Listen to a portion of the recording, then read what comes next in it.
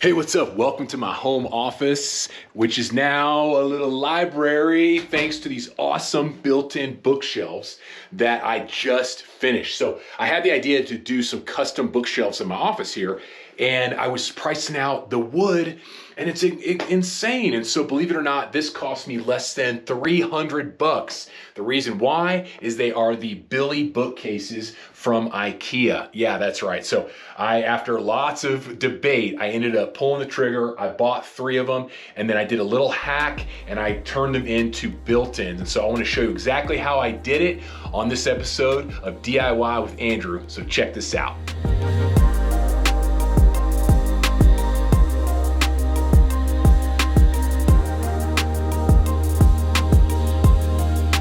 All right, step one, obviously put the shelves together. I used a time lapse. I totally wish I hadn't, but it is what it is. Sorry about the horizontal black lines. But yeah, assembling these was super easy, putting them together. I left off the back piece, as you'll see, and I want to now explain why. So yeah, the biggest thing is there's the backer right there, and you're supposed to slide it in to these grooves, and it slides all the way back. And it's helpful because that actually prevents racking, so it can't move side to side. And so I don't want to do the backer. I want it to be see-through to see my shiplap wall. And so I'm going to measure here. I'm going to take these nice 3/4 inch plywood. I'm going to cut them to length, and we're going to put one along here and then one along the top. And then I've still got this groove that I want to take out, and you'll see right here I experimented with some stain and you can't see it. So that's what the plan is right now. So here I am cutting down the plywood to make sure that the width is correct. Now I'm going to jump over, make sure that I got it right, because I wanted them to be a nice tight fit. Looks good. How about the top? Okay, awesome. Now I'm going to my table saw to cut these down. By the way, I'm using my brand new cordless table saw that I just got, and if there's a link to the video, that means my review video is live, so you can check that out. After I cut them, I grabbed my Varathane walnut wood stain, which I had laying around. It matches perfectly, so I just stained the front and the bottoms so that it kind of blends into the back of the shelf. Got all those done, let that dry, and good to go. Once the back braces were dry, I was able to put them in and get them installed. So I've got the bookshelf ready on its back. I lay them in place. Then on the side, I drill pilot holes. By the way, I've already measured, so I know exactly where I'm going. Then I'm doing a countersink drill bit just to give it a little extra for the screw head to fit in flush, since these cabinets are going to go together.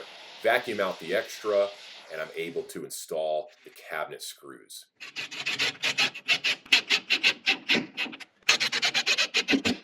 Awesome. One's done. It's nice and secure. It almost looks, aside from that one little scar on that one, it looks like it's almost supposed to be in there, which is awesome. So here I am putting the other side on, and I just repeated this step, and it worked great. You'll see me reach for my cordless vac here. By the way, this thing is so handy, and I will have all the links to all the tools I use and recommend in my show notes below, and they correspond on my website as well if you want to check those out. All right, done. Awesome. All I have to do is tilt these back up vertically so I can finish the stain of the groove that the backer leaves out. So here's that groove again. It's got that MDF color, which I don't like, and then there's my brace. It blends in really nice. But yeah, I just decided to put a little stain in there. I grabbed a paper towel, jammed it in. It just kind of hides and blends in that color, which is all I needed. Now it's time to move them in. The shelves are pretty light and easy to maneuver, and thankfully there's some rigidity with the braces that I put on, so I'm already feeling like I'm going to avoid that racking, which is great. So slide them in, just a little bit of tweaking, and it's center. Now I just need to move in the other two. By the way, another cool feature of these Billy bookcases is that they have a recessed cutout at the bottom for your baseboard, and they fit a lot of different sizes. You can see the notch when I bring it in here, And that was awesome. I didn't have to cut it out. I didn't have to cut down my baseboard to make it flush against the wall there. So that's a cool feature, and just another reason why I decided to go with these prefabbed versions versus making them myself. I would have paid so much money, like we talked about before, with plywood. So now for the final install, I did some pilot holes, and then 2-inch deck screws is what I used to drive them into the studs behind. I used 4 per bookcase, and I feel like that was plenty strong enough.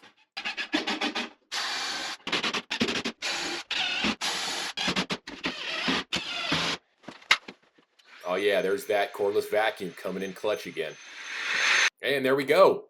Done. I am super pumped about how this turned out. So yeah, they just from top to bottom look real clean. I love the pass-through vibe, and here it is full. And what's awesome is my bookshelves are now the background for all my web calls, so that's a bonus. Well, hey, thanks so much for watching. I hope this video was helpful. Don't forget, I've got more content and videos on my channel, so check those out. I'd love it if you like and subscribe, and I'll see you on the next video. Thanks.